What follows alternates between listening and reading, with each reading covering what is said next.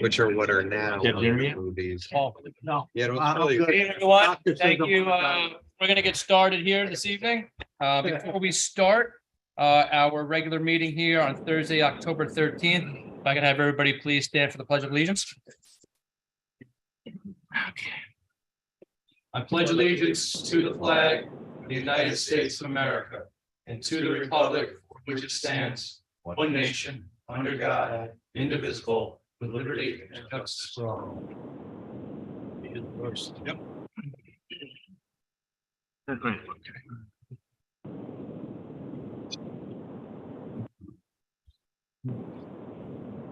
Patty, can you start with a roll call here? Yes, Councilman William G. Faulkner. Here. Councilman Richard G. Clinchy. Here. Councilman Anthony J. Sirica. Here. Councilman Thomas A. Gary Jr. Here. Supervisor Rob Scranton. Here. Okay, I'd like to start off with public comment. I'd like to make a motion to open up public comment. Second. All in favor? Aye. So moved. Is there anybody here for public comment? Okay, let's see, we have a few people here, 4 people. Anybody else for public comment? Well, And what are you here in regards to? This is, we're here because of the discussion regarding agreements.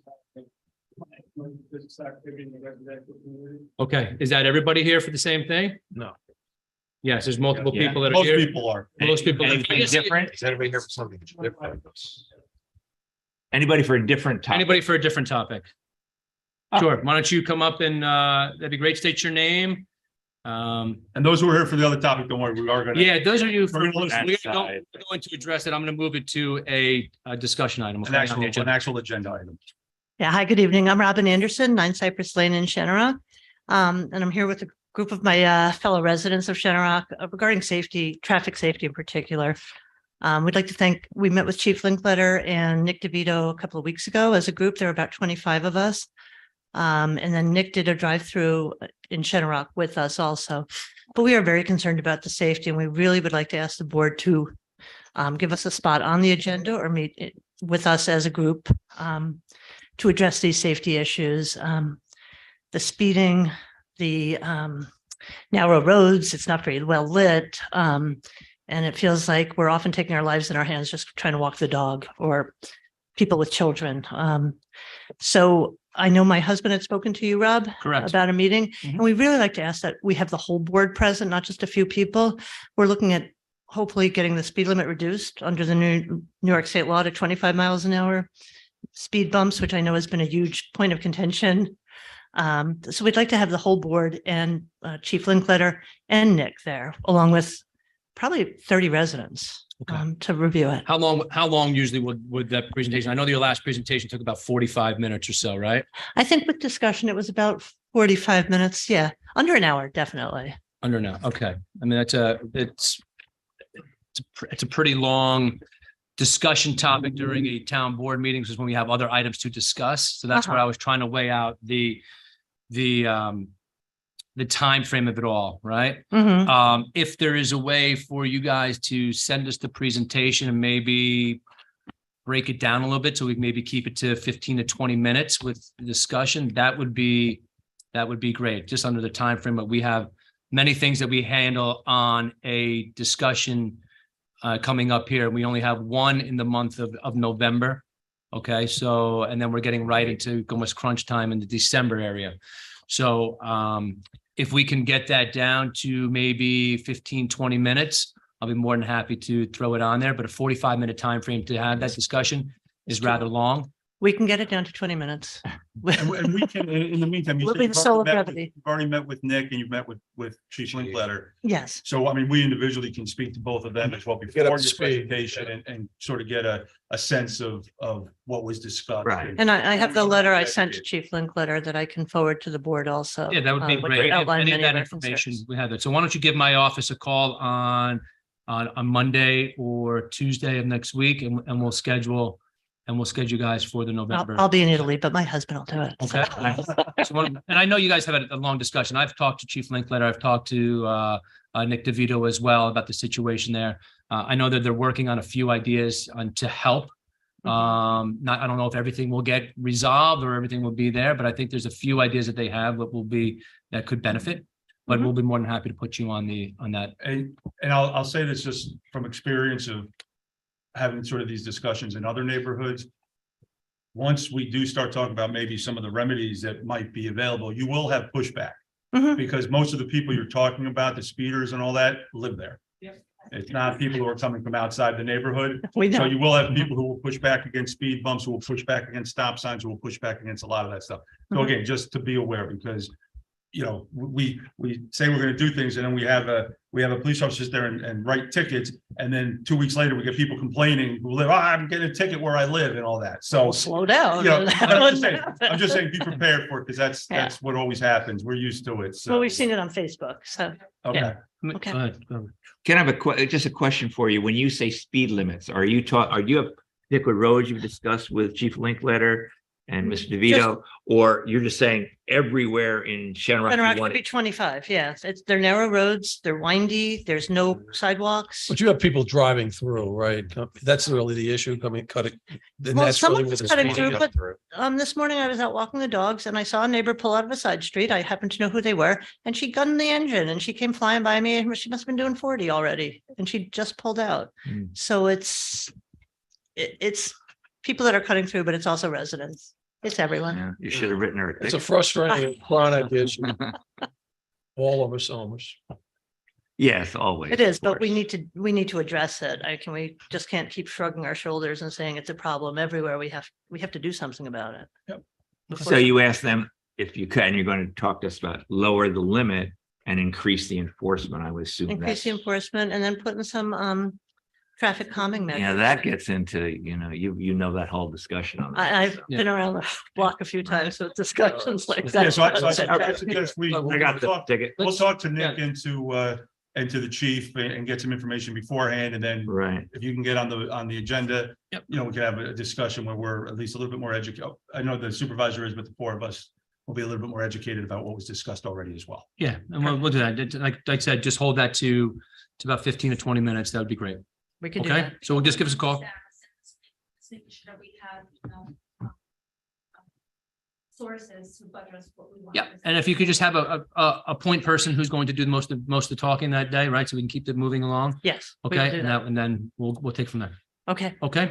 Thank you. so Thank much. you. Thank you. I'm going to speak also on behalf, I know we're discussing this, but If you just state your name. my name is Lorena Minnerly. I live in Shenorock. I am concerned, my concern is more the safety. October is National Pedestrian Safety Month, according to the U.S. Department of Transportation. I want to stress so much. One day my daughter got off the bus and she was by the community center. And as the bus leaves and she's walking up the hill to Shenorock, a car coming over was speeding and it almost tilted and it almost hit her.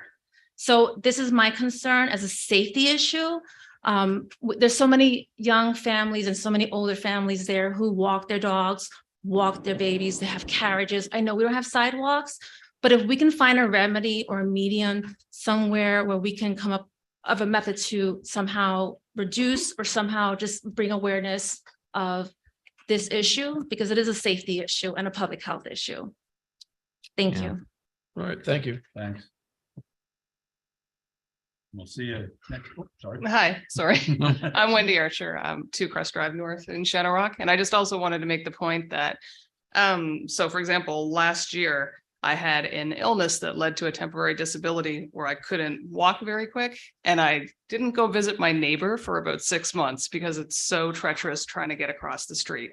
So I just want to make the point that I'm backing up these 2 ladies that, yeah, it's definitely important. And you do live in places like that where people are close and it's neighborly. Yeah, I should have been able to go over and say hi, One would Yep. think. but my husband was like, you're not allowed to visit the neighbor. So. Got the picture. Safety first. Well, thank you. Thank you. Thank you. Anybody else here that for Public comment. a public comment regarding any other issues besides then we're going to move to the agenda item. Okay, well, if nobody else is here for that, there's somebody on Zoom. Does anybody on Zoom, who's ever on Zoom, does that person have like to make a public comment? Yeah, my name is Joe Iconetti. I live in Shenorock also, and not to take up any more time, I just want to reiterate what everyone said. It's a legitimate safety issue. And with people who try to get through Shenorock taking shortcuts. And also, it's very difficult to get out of Shenorock when you're going from Miller to 202. It's really a game. You know, you hope that you have to win that game, especially early in the morning when there's a lot of school traffic, and even from 118 going through a Lakeview Drive. You know, going down that hill, you know, it doesn't matter what the speed limit is. If you don't have any foot on the gas pedal, it's just the momentum. The hill is so steep and it's so curvy that it does need some attention, but especially 202 and Miller. There needs to be some kind of even a smart light where it allows people to gain access to 202. And we just want to try to address these things, and we'd appreciate all your attention and cooperation in this before someone gets very seriously injured in an accident or God forbid, gets killed. We're hoping for some kind of immediate attention and assistance with this. We're not trying to waste anyone's time. It would be overly dramatic. I feel that it's a definite issue, and we just are asking you to please try to assist us with this in any way you can and as quickly as you can. Thank you very much, and have a good night. Thank you for your comment. Yeah, that intersection of 202 and Miller, that is a tough one. I've been through there sometimes, and yeah, it's real tough. And you might think that's a perfect spot for a light, may or may not be, but that's a state road. We can't, put that on, as some of you know.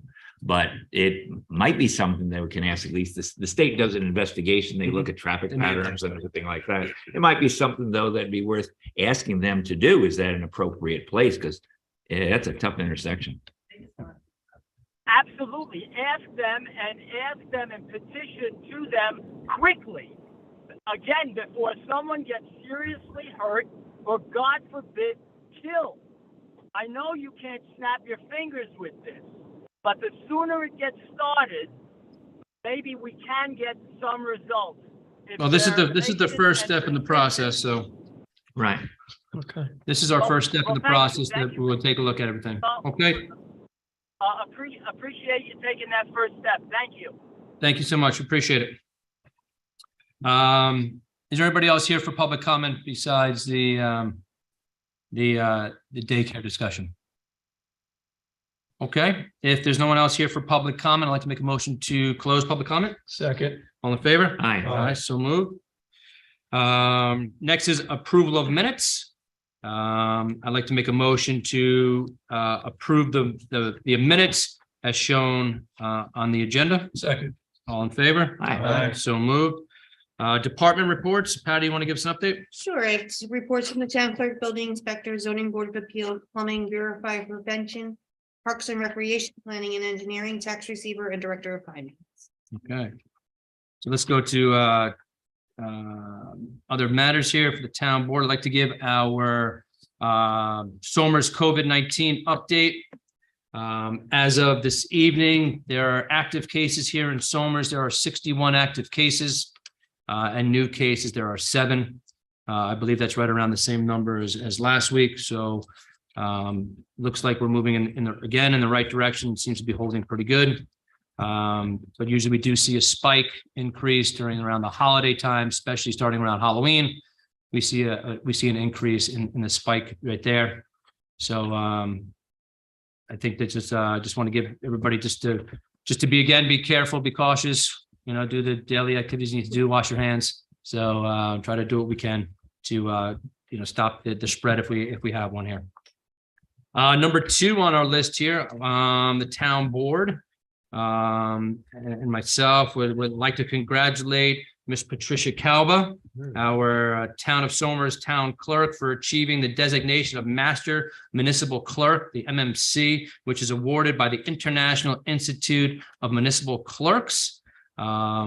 The IIMC grants the MMC designation only to those municipal clerks who have complete demanding education requirements and who have a record of significant contributions to the local government, to their community, and to their state. So, Patty, congratulations on that.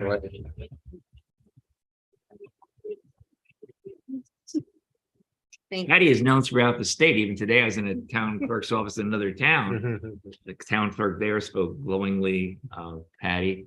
And I've been to the state meeting of towns, and you've got some fans upstate Yeah. and around the state. So we're honored to be in your presence. And Thank you. Yeah, I get to sit next to Patty and I tell everybody this, that sitting next to her, I never move my seat because she'll whisper stuff and make me look a lot smarter than I am because she knows so much. So, but she is a real, just an incredible asset to the town, her department. She does such a fantastic job. She has a relationship with so many different people in town. And the town is so lucky to have her. So, and she's a good friend. Yes, and I will second all of that. I mean, the last 10 months that I've been here, my learning curve has shrank a lot just by having her in the town hall. So, Patty, thank you so much for helping with all the things. Yeah, we get to come up here and do all these presentations, but it's all scripted. She handles it all. Yeah. It's very legally intensive work and administratively handling all the paperwork, all the archiving. You just can't imagine what it takes to keep everything in order. It's not only a management process, it really is a legal process as well. So you got your hands around it. Oh, Roland just makes it, come and go. So nice to drop by though. Well, let's move on here to number 3, announced that October of 2022 is American Archives Month. I'd like to make a motion to acknowledge that it's American Archives Month. Second. All in favor? Hi. So moved. That takes us to number 4, Best Plumbing Lifting Property Use Restrictions. We closed this out, a public comment on this on August 11th. And we came up with a resolution here that I'd like to read into record. Okay. Resolve that the application for the amended special use permit with all request permit modifications be granted in part and denied in part as outlined below, subject to additional conditions as herein noted. Number 1, to permit outdoor storage of pipe on a concrete pad of approximately 40 feet by 87 feet with a concrete driveway approximately 15 feet by 102 feet located adjacent to the southwest side of the existing building is hereby granted, subject to the applicants submitting a site plan application for approval from the planning board, and that outdoor activities are restricted to 7:30 a.m. to 5 p.m. Monday through Friday, consistent when trucking activity is allowed on site is hereby granted.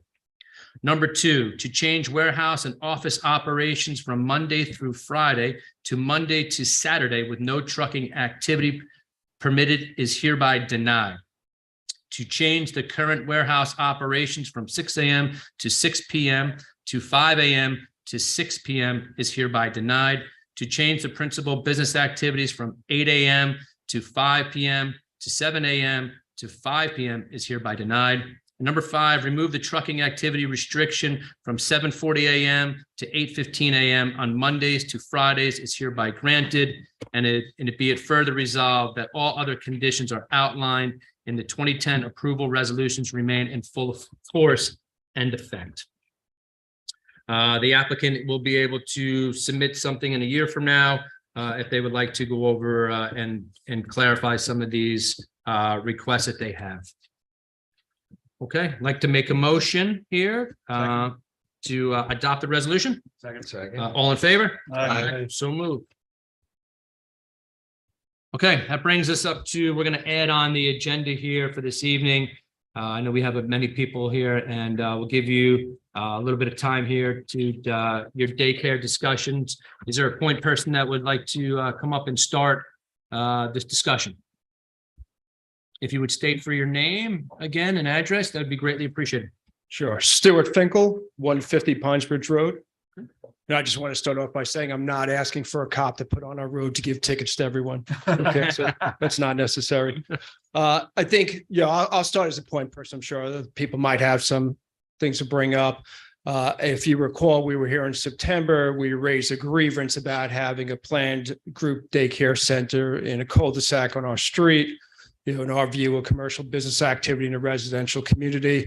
I followed that up with some notes and some regulations to Tom and Robert. And I know I had a brief discussion with Tom where I think Robert or your counsel has had an opportunity to look at those regulations to at least give us some initial. But in our view, this continues to be a concern around safety. Concern around, what will happen with respect to transportation services that are going on over there. We'll get into the other thing, everything that's going on with school districts nowadays and how you plan on viewing and policing that. Because at the end of the day, while these are New York State regulations governing the license, they do put it on the local ordinance with respect to sewage and fire and safety and all those other things. So we all got something in this ballgame. So I thought it'd be good to first hear any kind of feedback from the information that we sent, and then there are some additional points to raise. Let me just ask you a question first. Have you had any of the further discussions with the people you say are planning to open this business? No, we've not. What we did was we introduced the topic in a group text because it was one of those things that were being planned on without really bringing to the neighborhood. Okay. So we had that got around. We know that at this point, my wife actually had spoken with one of the Westchester Child Protection Services, I think. Child Care Council, where we know that she has requested a license in July. At this point, she hasn't provided any of the information. What occurs is once you provide the information, if it's not all, you have 90 days to complete that. Okay. Yeah, I only asked that because we don't think the town has had anything yet. So just asking if you've done that. Okay, thank you. Stuart, did you hire any legal help here in terms of evaluating any of this? We have not yet sought counsel. I let's be honest, I've looked at these regulations. I'll tell you, even recently, another reason why I feel like this is setting precedents for commercial use. There's no group daycare centers or family daycare use centers on residential streets in Somers communities. All right. Think about it. The Children of Somers LLC is on Route 202 across from SMS. Katona Play Care is on Edgemont Road, 1 block over from Main Street in Katona. Little Feet Child Care Center of Katona. It's on Bedford Road, right across from a strip mall. The Learning Garden Daycare Center off 118 between the auto body shop, fire department across from the reservoir. Bedford Discovery School, Harris Road, across from a strip mall. Pied Piper Compound Road, separate standing facility on a main road. I can go on, but clearly my point is that these are not in residential communities. That's why it really feels like it's setting precedents. It's one thing to have this in a building that's set up for that, that's off a main road. We continue to support the need for childcare service providers. That's not a question. It's a matter of having this in a cul-de-sac. Look, I'll raise one thing that just keeps on bouncing off my head is the danger here. We're all seeing what goes on in school systems nowadays, but how are schools able to deal with that?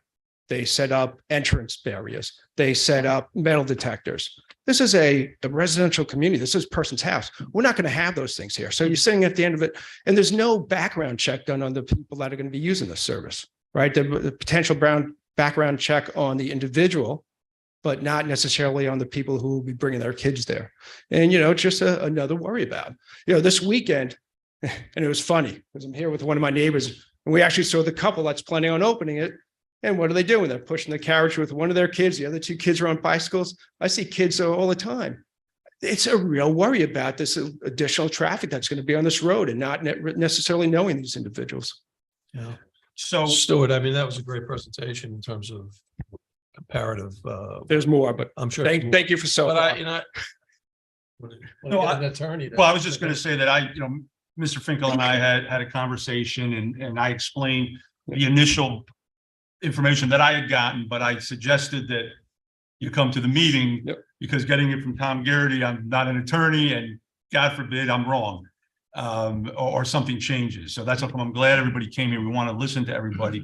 The truth is in some instances, we always look for home rule. And unfortunately, in many instances, we don't have it. We're not allowed, we are subject to other guidelines or other laws. That said, before we do that, we want to make sure that we investigate it fully.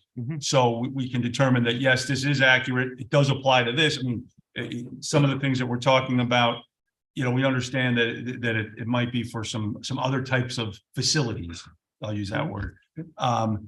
And again, in my opinion, the facilities are vastly different that we're talking about. The thing, in that area. So I think where Councilman Sirico was going was, we do want to hear from everybody, but first we're gonna set it so you understand right now, from at least from our legal standpoint, where what we're under, Sure. so to speak. And it's not necessarily we agree with it, but it's a law that if we don't agree with it and there's actions that can be taken, we'll have to determine that. But at least just set the table. Right. The good thing here is we do have legal counsel. So Roland, if you want to weigh in a little bit. You're exactly right that the Somers zoning code is carefully crafted so that all the daycare centers in town exist in largely commercial zones and not in residential zones. But since September, when you were here, the one caveat that I think was offered by one of the councilmen that night is, I hope this isn't an area where the state has preempted local zoning. And so that's what we set out to investigate through the building inspector. And it turns out that there is a law that pertains to this. It's Social Services Law, Section 390. I'm sure you're now familiar with it. Yep. And it says that the licensing and the regulation that is pertinent to this is solely within the jurisdiction of the state. And the only jurisdiction that a local municipality retains is through the enforcement of the New York State Building and Fire Code. So at some juncture, maybe it's already happened, I don't even know, the building inspector will have to go on the property and inspect the location of where the classroom is going to be situated. And he's going to have to confirm that it has adequate ingress and egress and fire exits and smoke alarms and whatever else that is required by the state. But that's probably the limit of our jurisdiction. And other than his reporting that back to the state, this application would not go through the local planning board. It would not come to this board for a special use permit, nor would it go to the zoning board. And that's the situation in which we find ourselves. And even though, I've been doing this for 40 years and never came across this, but this law goes back to I think it's the 80s. The leading case is a case over in the town of Clarkstown, over in Rockland County, the 1990 case. And we thoroughly shepherdized it to make sure it was still valid law, and it is. So that's the situation that we have today. Why the state felt so strongly about regulating daycare, I'm not sure I understood the logic from reading the cases, but apparently it exists. So Roland, the state is essentially saying that they're allowing this, there are some safety prerequisites that we have governance over. Just within the building and fire code. Yeah, but are there other safety and aspects to the law that's at the state level? In other words, do they have to be? Well, they're the ones who will be reviewing the license before they issue it, the application. So are there? Whether they come into the site and specifically review the traffic circulation and the safety concerns that have been expressed, I don't know. The building inspector would be a better source for how they go about it. I just don't know that process.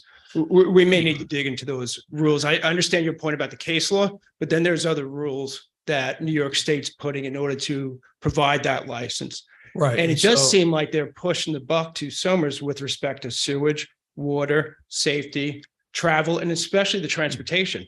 One of the plans is, for example, is to bus kids from one of the schools, whether it's after school or during midday. And that all falls under Somers. That's not going to be New York State transportation. That's going to be Somers bus transportation.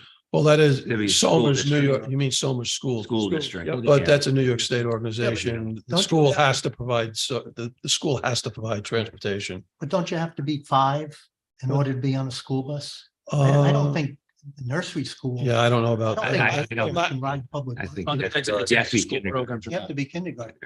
So, but let's get down to the licensing, the nuances in the licensing that if you want to oppose this, would have to be reviewed.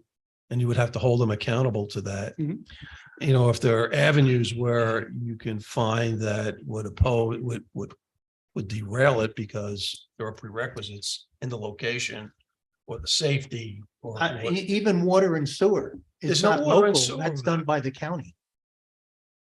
So there's probably septic over there, right? Yeah. So it's septic and water will be an application that the owner will make to the county, not to the town. Roland, in But the, hold on, in the, hold on. in the regulations from the state or in the case law, were there any numbers of kids, either the minimum, for example, a lady near me who is hypothetical, who wants to open her house to babysitting, that's got to be different than some sort of Yeah, school. and that's been. And is there any maximum in the state regulation? Can you open to 100? I mean, No, there are limits. I think less than 6, you don't need a license. that's my, Yeah, that's how I Up remember it. to, I believe it was 16. Yeah. So Okay. between 6 and 16, you need a license. Okay, that makes sense to me. Yeah. I did have a woman. But that's been the six. subject of many of the amendments to this law Yeah, have had to do with the numbers. right. So So- they keep modifying the maximum. So are you saying there's a maximum of 16 that the school can only That's, have? that's what it was in this case. Now, whether they have subsequently amended it, I didn't research that all the way through to the present. Well, I mean. So it's under But six, it's at least 16. 6 or under would be babysitting, which is a different category. Yeah. And so we're talking about 7, as we understand it now, to 16. Correct. Okay. And for that 6, that includes the children living at the premises when you're doing this. I mean, there's so many ways to So- think, and it's also a matter of, but Let's it's- think about that. Let's think about taking a house that has 3 kids. Do I get now the mic? up to 16. Want to go to kids. the microphone? so everybody can- Let's think about taking a house with 3 kids, right? Now you're talking about 16 kids, 12 kids, 16 kids, whatever the number may be. And what that does locally, again, sewage, water, all those type of things, transportation going back and forth. That, I don't know if any of you have been on Pines Bridge Road. It's a good pothill road. And all of a sudden now having another 16 cars driving back and forth throughout the day. Again, while people are walking their dogs first thing in the morning, we're not even talking about once the bad weather starts. I'm sorry, Sam, you. That's you had a that's question. my name is Sam Capelli. And I live at 152 Pines Bridge, right next door. My question is, you're saying that the town has jurisdiction over the building department. If there's any laws for that, what about the traffic? If you have a small driveway and you have 16 kids, you're talking at least 10 cars at a minimum on a cul-de-sac that's a private area. I mean, What that about- becomes, does- that becomes Does an the town argument. have anything to do with that? No, No, that's part of the licensing that is done by the state.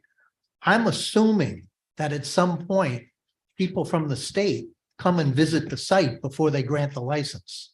So they look at things like traffic circulation, the fact that it's in a cul-de-sac, the fact that it's a narrow road.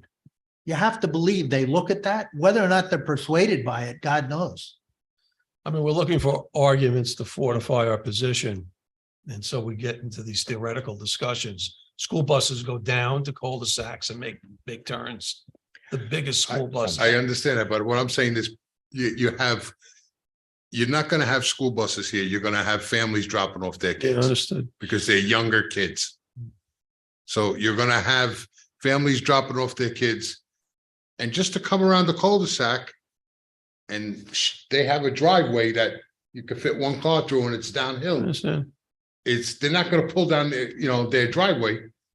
They're gonna stay in the cul-de-sac. So Roland, will the town be compelled to remedy certain aspects if they are found deficient? In other words, they put a license, and they said, They would be compelled. I no, don't this think, is, no, it'll be existing conditions either will be permitted or they will be denied. yeah, so if the existing conditions, But then sewer, they water, can't be- architecture don't fill. Well, sewer and water, they could remedy. I mean, if they have to dig a deeper well, they may have to do that. If they have to put in other leaching fields, they may have to do If that. it's large enough to handle. But that's all determined, as you know, by the Right. county, not by the town. How big a piece of property is it that they're doing? How this big on? is their property? Yeah, They have 7 acres, okay. but hold on. It's like that. Okay. Their yard is maybe an acre, a half acre, and then it's like straight downhill. So the state may make them fence that too. If it's. Yeah, oh, I would definitely think that, yeah, they would have to. Or the county, if they're going to increase the size of their septic, that may create a problem because it's on a steep slope. You would hope that there's coordination between the building inspector and the state when they decide to come and visit the site. So that they could point out Yes. these elements. Does the to each state- other. You would Does the hope that state everybody was talking advise- to each other. The town that they're applying for this? No, No. they don't. They don't. Well, in some format. So for example, within 5 days after receiving the initial license and before actually commencing operation, the program must using a form specified by the office and approved equivalent for that purpose, notify the local police and fire departments of the municipality within which the group family daycare center is located. And there's a number of things, in here, I'm happy to read them, but the address of the daycare center, the maximum capacity of who will be there, the age range, the hours during which the children will operate. I do think there are certain things that are going to be put onto the local. We can sit here and say what's state, what's, Westchester County, what's local, but you're going to be called in. I mean, look, when any of us buy these homes, no one factored in having a childcare center across the street. Right? So what do you think is going to happen to property values? This feels like we're looking at the need of one person versus the need of, as you see, a lot of people plus others that are going to sign a petition. Right? You got to expect property values go down. Right over here, you probably have somewhere about $600,000 to $700,000 of Somer's taxes being paid. So as these values go down, that's going to go down. Yeah. And all I keep feeling, and this is why it's so ludicrous, is that there's no group daycare center in a residential community like this off a road. So There's no one where, that are subject to that. So it feels like by you doing this, you're going to be, and I tell you, this is what a lot of people here and others that are on the phone or I've talked to are worried about. You start one, the rest come afterwards, right? This will just be the first one. So Roland, does the taxing of that real estate taxing of that property change? Like, I believe it would. Yes, the assessor would have the right to go in and put a different Like classification. a more on- expensive classification? Sure, business classification. And I guess the rest of us will be able to reduce our taxes because of the fact that, values will go down. So every 6 months, we're going to have to go and look, we all know the people that are out. No, I'm looking at it, The I'm thing is, looking hearing at one it from side an of the story economic from you guys, point of right? view. This story, right? I haven't heard the other side of the story at all. We don't have. Nothing has application. come before me except for you to come before us to tell us what you've heard and what you've had the conversations with them. They have not come before us. They have not given us their argument. They might not even be privy to all of these information that you've done and researched. Mhm. Until the county or the state come down to them and tell them start dictating these rules that they have to follow. We don't know if they're aware of all this or they're not. So- They are. We know that they're trying to make some changes within the homes. Well, I see the trucks that are there right now doing things. So Did you say circular I driveway? haven't gone over and asked them for a detailed list of exactly what they're doing, but I know that they are working on changes within the home in order to make it available for a group daycare center. Did you mention circular driveway? Yeah, that That was- we've heard that the plan. They haven't started. They don't have a circular driveway. they No, don't- no, I he- think they're thinking about. Plan, but haven't Mentioned that- started yet. Oh, But even with putting that one, Okay, going back just wondering. to Sam's point here. There's no way a circular driveway is going to be enough in a cul-de-sac to carefully bring kids in and out on a regular basis. Maybe to her perspective, it will be, but not to everyone else living there. You know, I also got to be thinking about people leaving for work in the morning. And, you know, here you'll have this long line of cars, a half a block long, trying to get in and out of the small circular driveway in a private residential house. If she did put a circular driveway, it would be no bigger than this room. That's how much room. She don't have the room. They don't have the room. No. The only reason I'm asking that question, if that construction had begun, you would know what the intent might be for. Correct. But we also should That be also able to, opens the door to the building inspector Correct. getting inside. well, I was gonna say, because we should be aware of improvements that are being made to the house through the building inspector. So Driveways. we could ask the building inspector. And there would have to be a driveway. And if you're gonna do the circular driveway, they have to, they do have to get probably another cut and a driveway permit for it also. Correct. Yeah. The highway department would have to go out there too and look at it and see if it makes sense to have a circular driveway as well, because most of the time when we plow the roads, we put it at the end of the cul-de-sac. Right, that's true. Have you reached out to any of the state representatives? I've given you their contact Yeah, information. so I do have an email out to the state assembly people, but again, I understand your point, and Not the assembly. I've read the rules, I've read the 390, I've looked at some of the, No, Hey, and I'm thinking just they a might- they humble might tax- Flag it to the people who are in charge of licensing, Yep. to let them know that this one's gotta, receive some attention. I don't mind reaching out to them. Yep. Is there a specific format you guys have for petitions? Because look, we were going to put something together. There are a lot of people who want to sign one, but I know each organization might have a specific format. So if you did, I wanted to make sure we followed that. Full name. We don't have a specific, Well, specific format. But we also, the petition, you also want to be petitioning the state as well.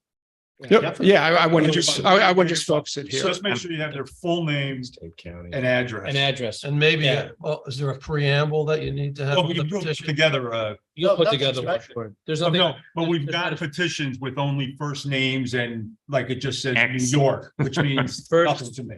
First and last So- name, viable address. Yeah, we want to know Okay, that you live in Somers residence, Somers, of and course. so will anybody else that you send. it. Yeah, I think we'd include what the grievances or the issue and Yeah, what we view as a solution. I mean, I think we know what the sentiment is Yep. of the people in your area. But if you're going to do it, better to have it on paper than online. I agree. The thing, Yep. and to make sure everything is legible, because some of them come in, you don't even know what it's about. So, yeah, but we have a limit to what the town can do, as you know, but we certainly are always interested in your sentiment and your point of view. But like the supervisor said, someone else might have legal rights, even if we don't agree with them. So this will require some investigation. Building inspector will be intimately involved, the county for health, and obviously the state for the licensing. And we'll see. I mean, maybe it's 5, 6 kids. I think what a town attorney says makes sense, though. If we reach out to Kevin Byrne and Peter Harcum to put sort of a focus on it, because if they were to hear about it, they might just think, oh, it's a daycare that's a standalone building. They're not going to know that it's in a residential zone if somebody mentions it. So if you focus on it and you focus on the safety issue, the fact that it's a cul-de-sac and it's a residential, it'll go more to them possibly looking into it. So my advice to you, if you're gonna reach out to them, right? I'd reach out to them now, and then we also have an election coming up in November as well. So I would also reach out to them after the election as well. Okay. Yeah, So I would continue to reach out to them on a continuous basis to get them to provide some feedback for you. And I think I gave you an idea of what might happen after the election and. Right. Okay. But it might help to highlight, as they said, the specific conditions that might be unique to this, that someone in Albany may not know. I don't know what their process is of investigation, but there might be some uniqueness here that would be factors they take into account, because you've listed some of those. And from your research, there doesn't seem to be any other one, at least in this town, that is similar to that. So I think that's worth letting them know that of what your position is. When was the last time this was updated? This law, has it been updated since? I mean, we've gone through the 1980s. We've gone through a lot of It's lot of been things it's been in- it updated. happened I don't have all through- the dates, but there's a series of amendments to the original section. Right. because we've gone through different transitions and different things and in local communities and, we've gone through different events with COVID and all that different types of stuff. Has it been updated since the COVID? Yeah, it Is hasn't. Maybe in 2004, it looked like there was a civil court case. But 2004. yeah. And again, that's why, and I apologize, that the council's name, Rolling. Roland, when you look at this, right, some of these are apartment building cases. There was one or two single or multifamily, but it doesn't get into the detail as to, is it the one, for example, that's a family that's right across the street from the middle school here, right? That's the one I found in Somers is a house, but it's on the main street and it's right across from the school. It's not set in a residential. So that might be the other thing of, litigating it from this side. But typically the way this happens too is like, you call the licensing organization up there and just have a professional conversation. What's going on? How many of these you see? Are anything like these being approved? Have any of these been denied? You sort of get the lay of the land because it's two professionals talking to one another. It's not everybody's just not lining up. And so I think that would be the first step. Try to get in front of them and find out. Well, I think the building inspector has done that with someone up in Albany. Correct. Already? Just Yeah. a phone call or, Well, I know it's at least a phone call. I think I that's also the know next- that he found in the local court a case that was being prosecuted in 1999 by the town against a property owner who had set up a daycare. Our town. And Or we just ended. a- Is that the Clarkston one you're talking about? No, this is this town, Somers. Okay. And it turned out that we had to withdraw, not we, but the town had to withdraw the case because it found that section 390 existed.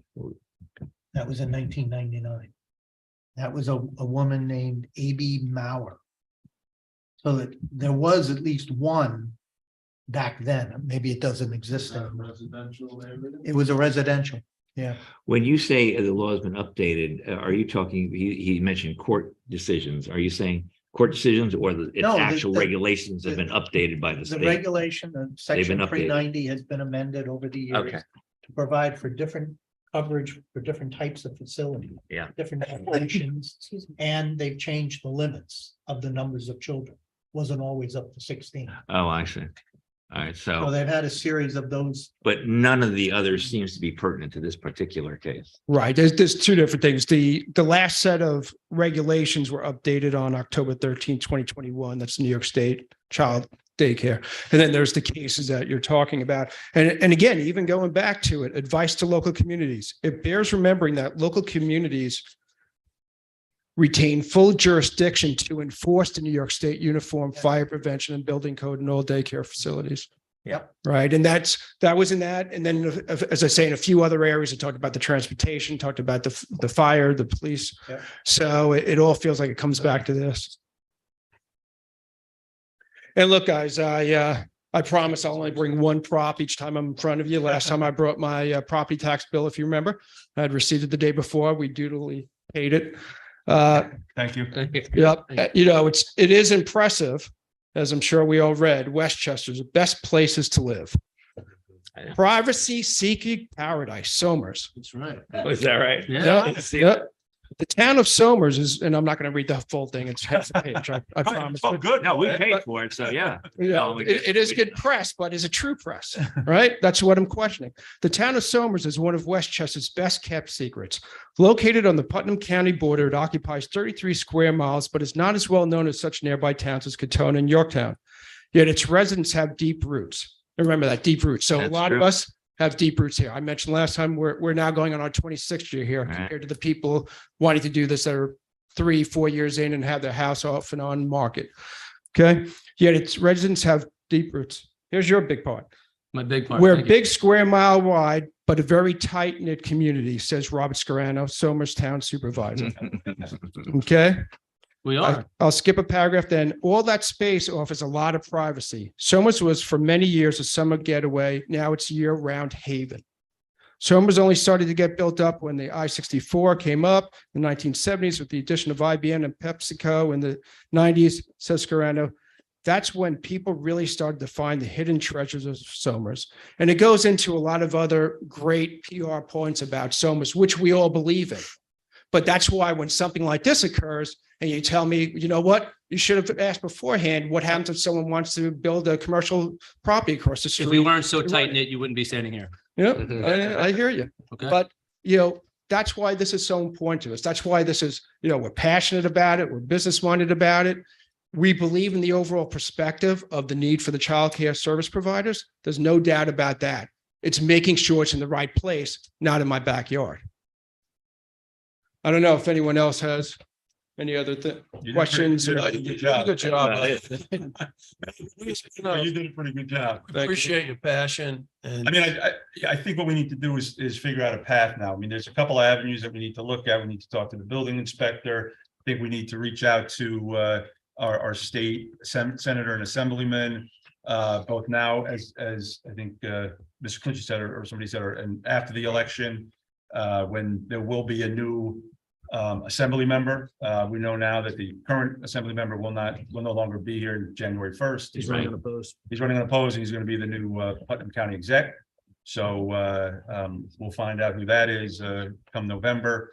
But I mean, I want to say you have a very sympathetic audience. We understand, and I can't speak for everybody, but agree with that. I think in our conversations, I think you get a sense that I agree 100% with you. And we're frustrated when we are told we can't do something, because we do believe in home rule, and we do believe that this is our town and we know it better than anybody else. And we can tell people where the best things for places are. That's why we have zoning laws.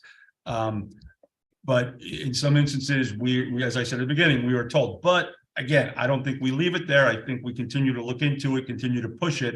And you bring up very good issues. You know, the safety issues and other issues. Our building inspector can look at some of them. You guys have some others from living in the neighborhood. You know how many cars go up and down the street. You know how many kids go up and down the street. And those are things that you have to bring out to these people. So like Mr. Quincy said, it's not just some, you know, they're not just approving some license somewhere where they don't have any knowledge of it. And would you suggest that we address assemblymen at the same time, but on parallel paths? In other words, instead of doing it together, you take it from your side and we'll take it from our side? Something you're recommending? Yeah. Why not? Don't make it linear. I mean, you do it all. Yeah. Do it all. We will do our due diligence as well. Okay. I mean, And have you contacted the state agency? Have you contacted the licensing agency at all, or no? They don't answer. tell me about that. Okay. Welcome. Look, I mean, in our parlance, we use the word home rule. This is the thing you hear all the time. There's a lot of tension in terms of where the boundaries of home rule, and that's how we're getting political. But, you know, we want to be able to decide our fate, you know, our community. But there's a lot of legal aspects that are from at the state and the federal level And the county? and at the county level that essentially challenge that. So it becomes a very legal process and a limiting process. I mean, we want to do what we want to do, but we can only extend our authority to the point where we're allowed to. And we have these organizations that are coming in above us and are essentially diluting, you know, local rule and mandating, you know, what needs to be introduced. And the schools are another example. You always hear the concept unfunded mandate. Essentially, they tell you have to do something, but they don't provide the funding. And there's all different levels of services that take place. But thinking about your case here a little bit, every rule, every regulation, every law has intended and unintended consequences. It may be that when the regulation involving childcare in New York State and small businesses of 16 or fewer kids, it may be that this was not something that was envisioned. And so your set of circumstances might be, well, hold it now. That's not really what we had envisioned here on a cul-de-sac of private houses. We ought to take a look at that. And just not that I know anything more than you know more than me, but it would seem like that's not a bad argument to make, that they should take a look at this because it might be unique and not one that they had intended when the regulations were originally written. I agree with you. Look, rules are tools, and that's why I want to make sure that none of us are just passing the buck saying New York State says we have to do it this way. there is some case law, but again, I know none of the case law actually goes into a cul-de-sac. There's always some finessing in looking at the facts and determining whether or not we have a different path there. Your cul-de-sac comes out on Pines Bridge. I just gotta take a look at that. Where do you? You are are Pines Pines Bridge. You're off So- Bozeman, correct? And, Yeah. okay, The newer development. 10 houses or? 11. I'll take a look at it. Yeah, okay, I know where you are. It's off Moseman, correct? Off Moseman? Right. So if you take Mosman, you make the ride onto Pines Bridge Take the right. and you go all the way to the end of the block into that cul-de-sac. That's Right. what we're talking about. That's why we keep Okay. talking about the increased traffic. It's not like someone's Got it. going 2 doors into the Got it. Pines Bridge, but all the way down. Okay. Got it. Well, Well, listen, Only way in. yeah, and out. Stuart, thank you for coming here. And I Thank want you, to thank everybody. everybody for coming here, taking the It's a time rainy out day. and coming out in the rain. I know Thank there's you for no. your time. you. We Congratulations appreciate again on your achievement. Oh, I did see you give Tom a couple of, She did, so, you know, I never, I admit it. Thank you. We'll look into it, okay? thank you. Thank you, everybody, for coming out. We appreciate it. Okay. Okay. You guys don't have to stay if you don't want, but you're more than welcome to listen to the rest of I the would- the I town, might go with you. the town board meeting. Thanks again for everyone's time. Thank Thanks. you. You're welcome. Thank you all.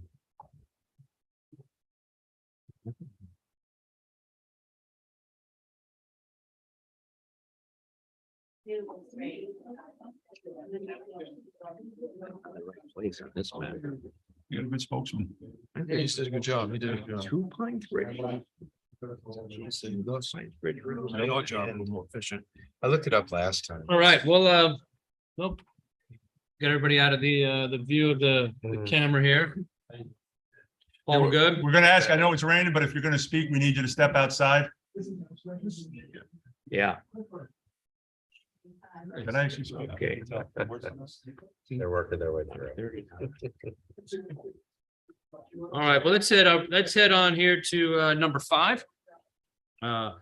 Authorize the supervisor to execute the proposal for a Gentech Ltd to supply a rental standby 125 kVA towable diesel generator system for backing up the Clayton Sewer Station generator, which is currently out of commission, in the amount of $3,600 per mail dated October 4th, 2022 from Frederick McQuinlan, Water and Sewer Superintendent. I'd like to make a motion to allow myself to execute the proposal. Second. All in favor? Yeah, aye. So moved. Number 6, request permission to purchase 2 2023 Ford PVI hybrids from Van Bortle Ford for $44,864.20, each which in the government bid price for a total of $89,728.40, plus the addition of $14,809.46 per vehicle to uplift the vehicles with emergency lighting, siren, computer mount, and printer for a total purchase price of $119,347.32 for 2 vehicles. Her memo dated September 5th, 2022 from Brian Linklater, Chief of the Somers Police Department. I'd like to make. Are these, this within the budget for 2022? Yes. So these have, we've already appropriated we've already that appropriated money. The allocation of money. Okay, That's why we're doing it now. yeah, okay. I'm just curious, do we know what the weight on that is? I know the supply chains and all, but you have any, I'm just curious. I don't know. We're probably not gonna get it till sometime next year, I would assume. Update. I know the weights for these new vehicles is pretty, Yeah. is pretty far out. Yeah. Hopefully we'll get it sometime. And then they got to put the other stuff on it Put too. the other stuff on, so hopefully Yeah. we'll get it, hopefully in Okay. first quarter. All right, good. Okay. All right. Like to make a motion to request permission. Second. All in favor? Aye. So moved. Great. Number 7, this is going to be a 2-parter here.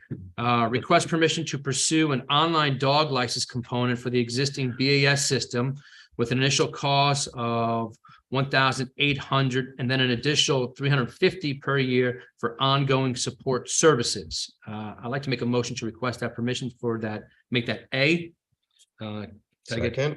all in favor? All right. So if approved, authorize the supervisor to execute an online payment agreement for Forte per memo dated October 5th, 2022 from Patricia Calba, Town Clerk. I'd like to make a motion to approve that Part B there. Second. All in favor? Aye. So moved. Great. Now, Patty, with that, there's always a charge with these online payment agreements. Is that added on to the person making the dog license? It's no cost to the. town. Right. So if I'm going to do that with my dog, Roxy, the Wonder Dog, who you know, and I'd pay an extra amount, a couple of percent. Is that? It's because it's a low amount. It's a flat fee of $100. Roxy's out. $1.95. But Roxy's buying a new house. It's an ACH. It's like, it's like an automated check. Yeah. Yeah, Patty and I talked about this a couple of times. We've had plenty of people call me and ask for if we have the ability to pay online. So she looked into it and here we are. That's a great idea. It's been in my budget several times over the years. I just never actually gotten around to it. And Rob said, "Hey." Well, I think everybody, people wanted, we've updated the system several times in the town where people can put in licenses for all sorts of stuff on the train on the way to New York. And it's, people expect that sort of service from their local town. It might be hard for people to get in here in town, hours work, put on the check. So I think it's a great idea and another step forward and another reason why you've gotten that great achievement up in number 2 as a master municipal clerk. But I will say I will. We call you Public master? service announcement. It will only be if your rabies is up to date and it will not be for new dog licensing. That will still either have to be done in-house, you either have to come in or through the mail. Got it. So as long as your rabies is up to date for 3 years, you can do that. Okay, that's good to know too. Right. But that'll all go out on the website. Right. Fun stuff. So let's move on here to number 8, authorize the supervisor to execute the following. A conservation easement modification agreement for the Anglefly Preserve. B, the conservation easement modification documentation for the Anglefly Preserve. And C, the affidavit of title and taxation of finance form TP 584 for the Anglefly Preserve. I'd like to make a motion for A, B, and C to authorize to execute the following. Second. All in favor? Aye. So Could you moved. give anyone watching what all those easements are going to do for Anglefly? Oh, these have been years coming. Yeah, this has been years coming, right? So we've been, this has been in the works for quite some time where we are. Is this the swap? This is the swap. Oh, This is the swap. wow. This This is the swap? This is the swap. Hooray, hooray. So we've been working on this for a long time. So as you guys know, Anglefly and then Reese Park adjacent behind the tennis courts. We have 13 acres and Anglefly has 11 acres. We are actually swapping the two. So now we have to execute this. It still has to go up the chain. What does that chain involve? it's- Last time- It's gonna go from here to the county, Yep. Okay, where the last time it got lost for a long time. right. And then from the county, it's gotta go back to DEC. Where the original documents never surfaced again. All right, I am crazy. taking my chair back. Yeah. It's not official, but we are moving in the right direction. The ball is moving, All right. proceeding forward. At least once a year I got a Patty, where is this? I'm Yeah. like, There does seem to be a fellow at DEC though, that's closely monitoring. We have a Yes, person. we've, All right, good. Latched onto a good person. we have, we recircled this back again. And when January, when we first got here, my office has been really taking the lead on it to try to bring it to fruition. So we are in the right steps. We still have some more to do, but this allows me to execute, to put it up the chain of command to the county and then to DC and then it will come back. But we're hoping to get this done. I'm pushing for Q1, but we'll see. Wow. I'm hopeful for I that. love your optimism. Yeah, well, you know what, we'll keep pushing. This has been what, 14 years, 12 years, 10 years, something like that. It's been, it's about 3. The original transaction Well- was 2006. yeah. Well, that's, But but when we passed, Sometime after that. yeah, when we asked for the swap. But this is an example of 10 years. government at its worst. Well, I know. Oh, it's gotta be close to that. Remember Married, how long? No, it was Rick It was Rick. and Kathy wasn't. But I think we saw some Yeah. documentation that Mary Beth was on it. On the swap, none of But not for the that Swapping the, yeah. No, I think Mary Beth should change. Really? I thought so, because I remember, because we had, we had. No. Yeah, Well, whatever. Anyway. It's Anyway. taken years Goes and as far back as. First It- quarter, it's, we'll take it every day of the week. Yeah, that's what I'm saying. Well, there's it was a mistake right at the beginning. We're just trying to undo what was a mistake and it Yeah. shouldn't take all that long. It should, the land's just on the wrong side of the road. You just gotta Yep. swap them. that's all. It's that's a all. common sense. Well, that's good that we at least we're in the right steps. Well, that's that's great. good. I'd like to That's great. Patty, I'd like to add on a number 9 here, date changes for December. If we can move the December 1st to December 8th, and then December 8th to December 15th. I'd like to make a motion to change the dates of the December meetings to the 8th and 15th. Second. All in favor? Aye. So moved. Parks and Rec, there's no additional business. Finance, there's no additional business. Highway, no additional business. We do have some personnel and some vacancies. Current vacancies, Affordable Housing Board, 1 2-year term ending 7/11/2024. The Assessment Board of Review, a 1 5-year term ending 9/30/2023. Library Board of Trustees, 1 5-year term ending 12/31/2025. Partners in Prevention, we have 2 3-year terms ending 12/31/2022. And then Partners in Prevention, a 1 3-year term ending 12/31/2023. There is some upcoming vacancies as well. Terms expire in 2022. Partners in Prevention, 2 3-year terms ending 12/31/2022. Planning Board, 1 7-year term ending 12/31/2022.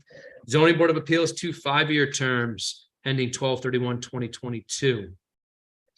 Authorize, and this one on number 3 here, authorize hiring of Nicholas Westoff as probationary full-time laborer in the Parks and Recreation Department in accordance with the CSEA contract appendix B at grade 3, step 3, at an annual salary of $39,404, contingent upon the successful results of a physical drug test background and New York State driver's license check per memo dated October 6, 2022, from Steve Ralston, Superintendent of Parks and Recreation, effective November 7th, 2022. I'd like to make a motion to authorize the hiring of Nicholas Westoff. Second. All in favor? Aye. So moved.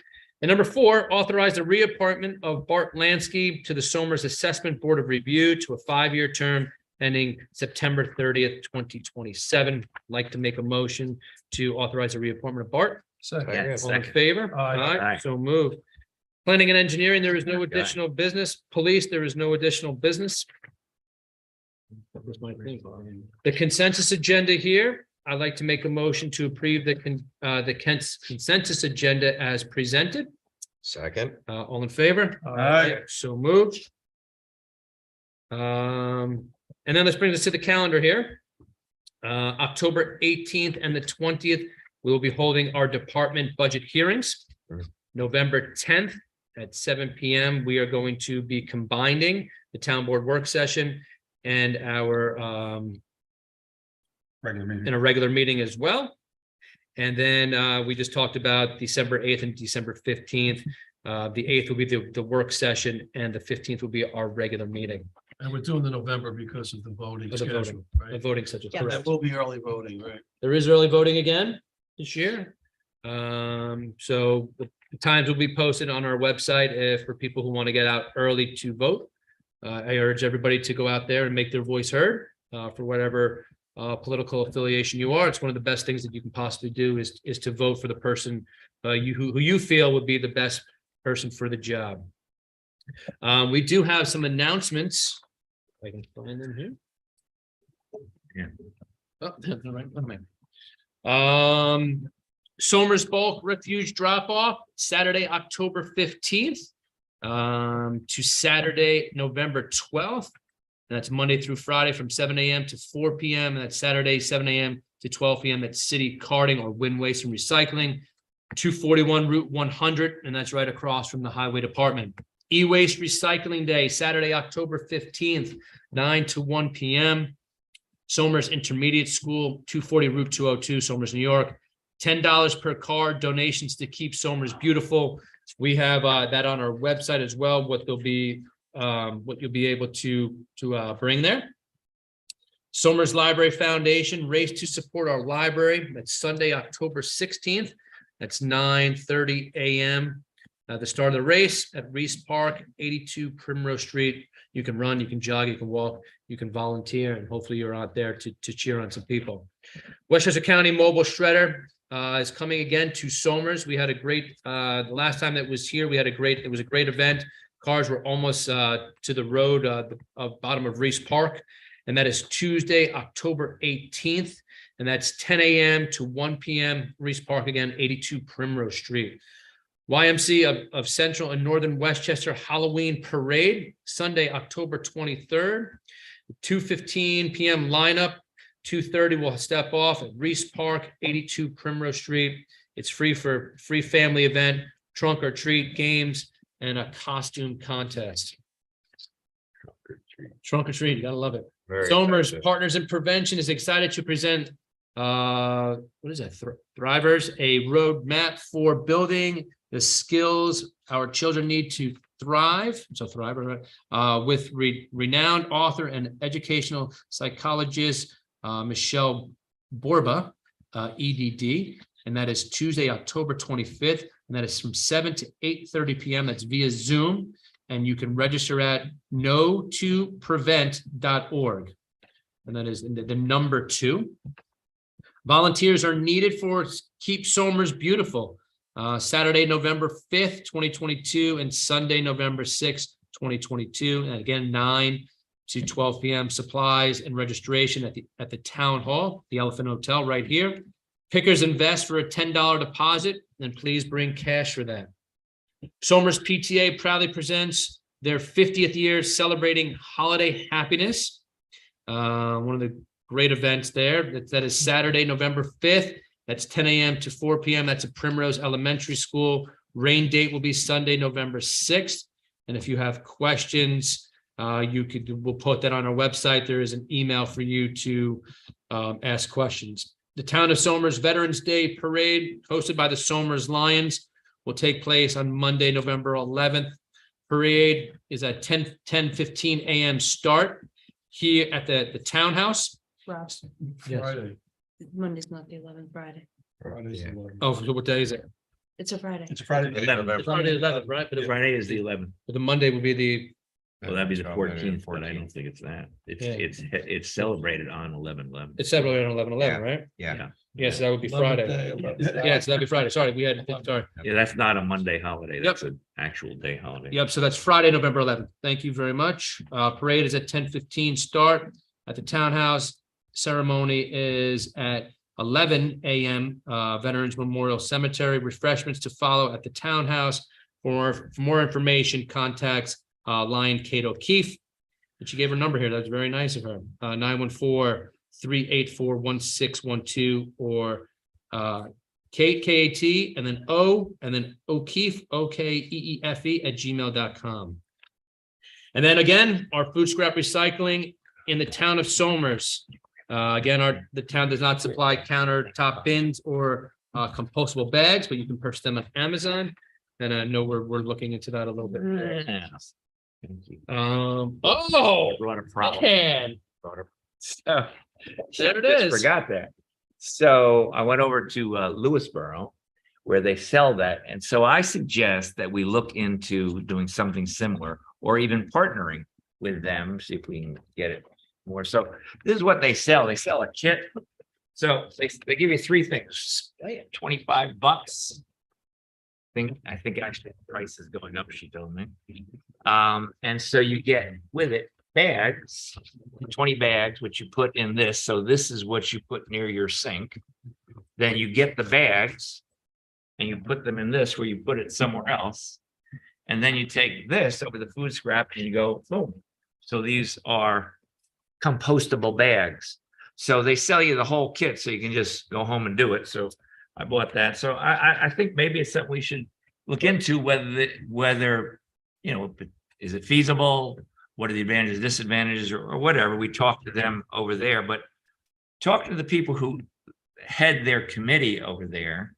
And he's a fellow who lives in Lewisboro who used to head the Energize program in New York State. So, he's really into this. And he's also the energy coach for Bedford. I think his name's McManus, but I'm not sure.